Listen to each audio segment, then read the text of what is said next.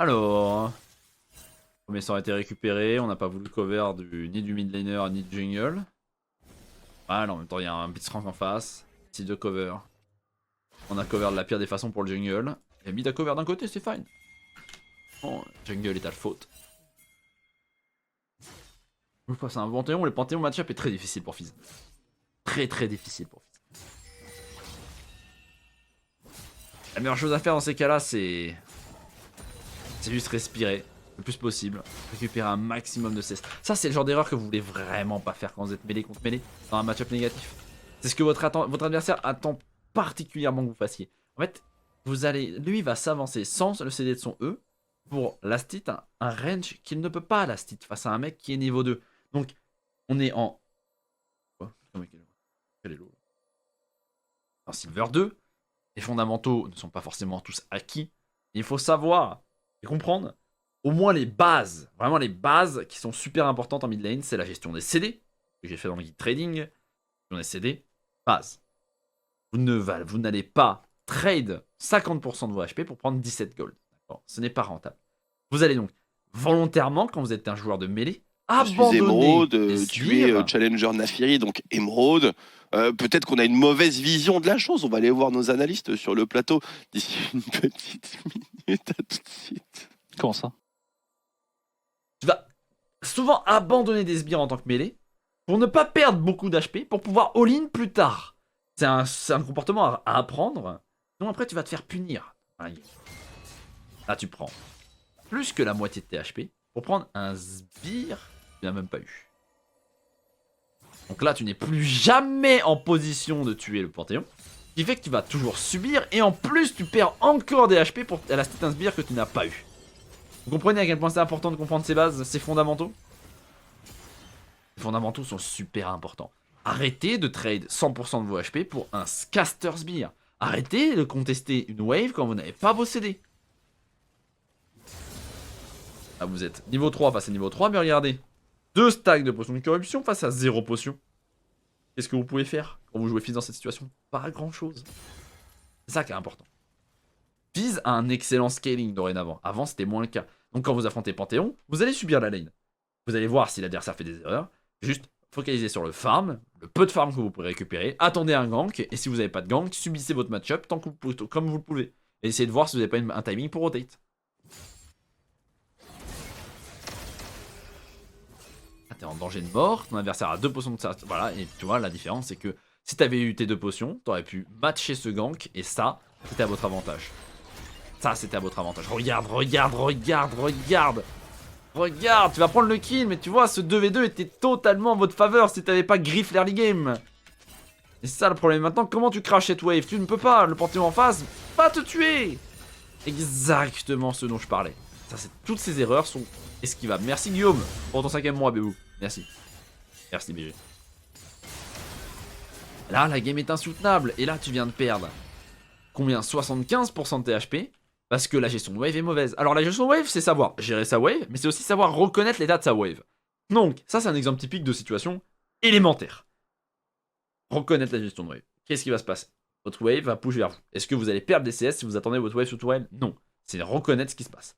Il y a d'autres circonstances où oui, vous allez perdre des CS parce que le slow push est plus léger. Là, c'est un hard slow push. C'est-à-dire que le slow push est quand même plus rapide qu'un slow push traditionnel, ce qui veut dire que ces 2 sbires vont mourir avant que l'un de ces 5 sbires va mourir, ce qui veut dire que vous n'allez rien perdre en attendant sous votre tourelle. Ce qui veut dire quoi? Ce qui veut dire que vous n'avez pas à vous avancer pour trade. Vous n'avez pas à vous avancer pour vous mettre en danger. Vous pouvez tranquillement attendre la wave sous votre tourelle, et vous voyez ça, alors que tu as ton E disponible, ça ne devrait pas arriver, c'est instant E out, et vous ne prenez pas de dégâts ici. Là, ça, c'est 75% des HP en moins, plus dive instantanément derrière, et on perd toute cette wave. Tout ça parce qu'on a pris un trade qui nous a mis à 134 HP sans aucune raison. Aucune raison. Avant de récupérer la wave. Vous comprenez à quel point les fondamentaux c'est important? Gestion de wave, comprendre l'état de sa wave, comprendre que la wave slow push vers toi, comprendre que tu n'as pas à sortir de ta tourelle pour récupérer ta wave. Et sinon, bah oh non mais je peux rien faire dans ce match-up. Bah oui, tu peux rien faire si tu te suicides sur lui niveau 5 contre niveau 4 avec une wave qui attend. Voilà. Et là, c'est fin de game. Niveau 6 face à niveau 4. Toujours les 2 summoners de up depuis le début de la game. Panthéon se fait ping, mais alors qu'il a pas particulièrement bien joué, il a juste tué un golem. Encore une fois, un trade qui a fait que tu as perdu la moitié de tes HP face à un Panthéon qui n'avait absolument rien à foutre parce qu'il va bientôt base. Tu vois. Donc là, tu es en train de perdre la moitié de tes HP encore une fois, alors que tu es niveau 5 et que tu ne pourras jamais le tuer. Pareil. Pourquoi tu t'avances pour prendre ce Q? Qu'est-ce que ça te permet? En fait, quelle est l'idée derrière cette position? Tu ne perds aucun CS actuellement. Pourquoi tu t'avances pour prendre ce Q?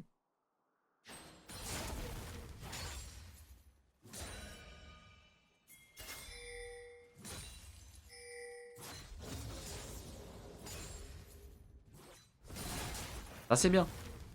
On fait des spells, on fait ce qu'on peut. Et là c'est un Q qui devrait pas avoir lieu. Parce que tu n'attendais ta wave. Et là tu vas te refaire dive. Parce que tu as perdu 60% de tes HP. Sans aucune raison. Et tu ne peux pas follow up ce move. T'es niveau 5. T'es pas haut en HP. Et en plus t'as pas E, t'as pas Ignite. Si t'as réussi à Ignite quand même. Et t'as pas E. Ce qui fait que le Panthéon peut survivre. Et voilà. Vous voyez à quel point les détails changent tout dans League of Legends. Super important de comprendre comment ça marche League of Legends en mêlée versus mêlée dans un match-up négatif. Votre but c'est survivre à la lane, attendre votre moment, être toujours en position pour pouvoir impacter une escarmouche de manière plus efficace que votre adversaire. Être le plus réactif, être le plus efficace. Ne pas tomber bas en HP. Depuis le début de la game on a 8 minutes, il y a déjà 4 morts sur le fils, 0 flash utilisé. Savoir utiliser son flash avec respect face à ses adversaires aussi. Parce que qu'il y ait 4 morts, il y en a au moins une qui est esquivable avec un flash. Là, pareil, rien à faire.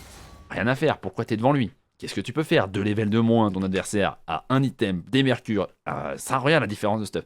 Qu'est-ce que tu peux faire? À part le plus le nourrir, prendre encore un mauvais trade et encore snowball négativement. C'est facile de jouer à LoL quand vous êtes devant. Et en plus, c'est facile en théorie. Dans la pratique, vous êtes tous nuls. Parce que ce qui se passe, c'est que quand vous êtes devant, vous n'utilisez pas votre avantage correctement.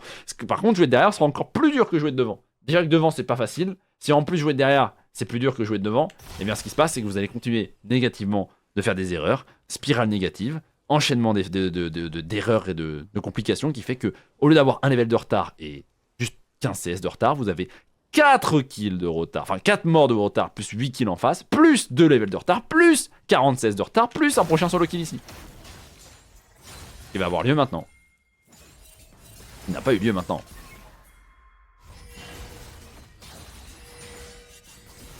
Le Panthéon fait sa loi sur la game.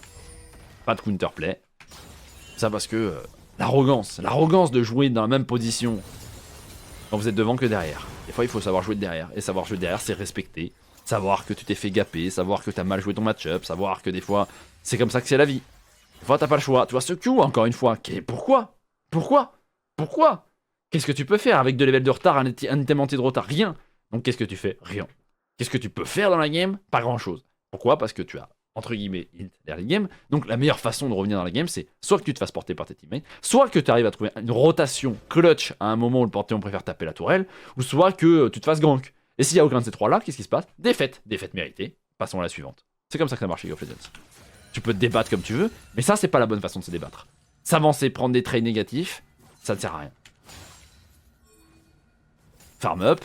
Une fois que t'as farm up la wave, t'es là en mode est-ce que je peux rotate genre top? Est-ce que je peux rotate bot? Non, bot c'est mort. Est-ce que je peux push mid? Oui, Panthéon et bot. Push mid, est-ce que je peux prendre la plate mid? Il y en a une à prendre. Oui, je peux taper cette plate. Il a pas voulu la prendre, on sait pas pourquoi. Il a voulu reset. Est-ce qu'il a acheté pour acheter son fléau de lich? Non. Est-ce qu'il aurait pu attendre et prendre la plate mid, plus prendre la suivante, plus prendre la suivante? Oui. Est-ce qu'il a pas voulu le faire? Non. Pourquoi? Il a pas voulu le faire. Vous voyez, ce genre de situation, à quel point c'est difficile et en même temps simple de jouer derrière. Et là, il n'y a pas beaucoup de solutions. Hein. Faut juste pas utiliser son E, ou faut l'utiliser dans ce genre de circonstances. Légendaire. Et la game est perdue.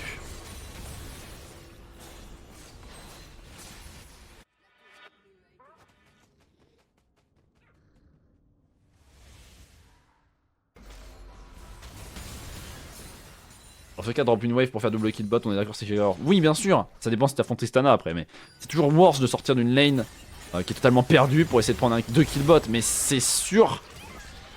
Il faut savoir analyser la situation pour savoir si c'est rentable ou non. Est-ce que c'est désespéré? Est-ce que c'est gratuit? Ou est-ce que c'est genre désespéré? Tu tentes un gank bot qui ne va peut-être pas passer, mais t'as que ça à faire, tu vois. C'est savoir s'adapter dans League of Legends. L'exemple de Gob en top lane, quand j'ai montré ce qu'il avait fait dans une game alors qu'il était en train de se faire rouler dessus en top lane, était un excellent exemple de comment jouer à LoL quand vous êtes derrière. C'est pas facile.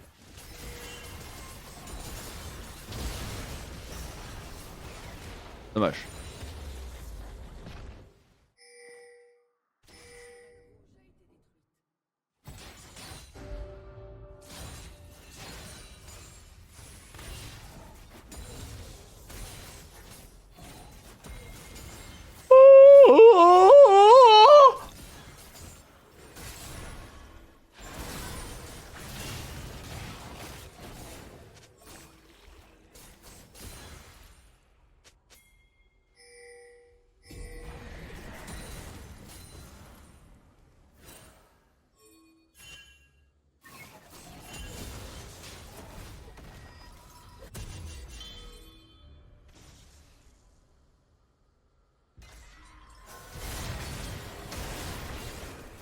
Uh-huh.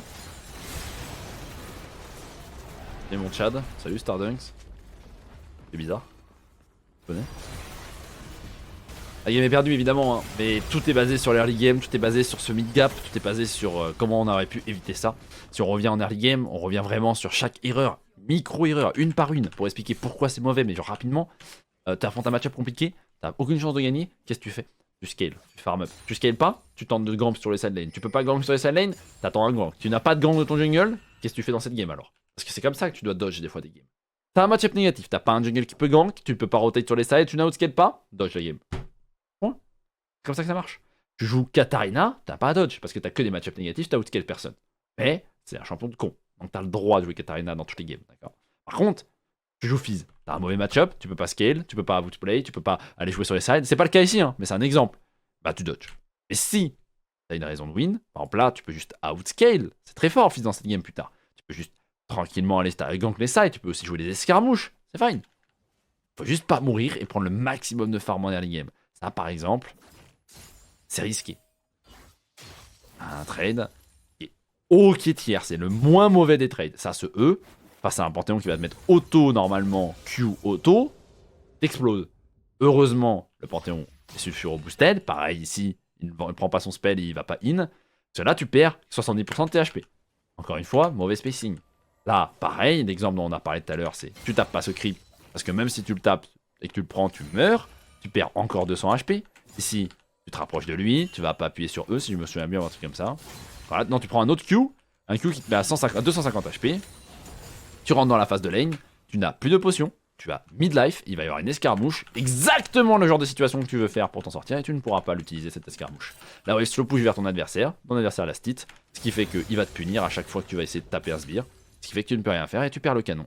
Parce que tu n'as plus d'outils pour te battre. Tu n'appuies pas sur E au bon réflexe. Si tu as appuyé sur E au bon réflexe sur celui-là, mais tu rengage derrière, et malheureusement, ce genre d'engage, eh ben, ça marche si tu as de la sustain, mais là, vu que tu n'as pas de potion, vu que tu as mal trade avant, ton adversaire va auto-sustain. Donc, à moins que tu commit sur ce 1v1, ce que tu ne peux pas faire parce que tu joues un burst champion face à un AD, et les AD ça gagne toujours les longs trades, eh bien, tu ne peux rien faire. Sauf si tu pouvais all-in derrière, mais tu ne peux pas all-in derrière vu que tu n'es pas en état de le faire et que ton jungle se fait tanker par le mid adverse. Voilà. C'est plein de petits détails comme ça qui font que la game est scalée. Panthéon récupère un kill, Panthéon ensuite a plus de points de victoire. Si t'avais eu une ou deux potions de plus ici, t'aurais pu être aussi haut en HP que le Panthéon. La différence c'est que Panthéon n'avait pas d'ignite. Imagine dans cette situation, t'avais eu 500 HP, face à 500 HP Panthéon, mais t'avais un ignite et que t'as le champion qui permet d'outplay ça. T'aurais pu gagner ce 1v1. C'est toi qui aurais peut-être pu prendre ce kill, et sur la game n'aurait pas été la même. Voilà le résumé de la game.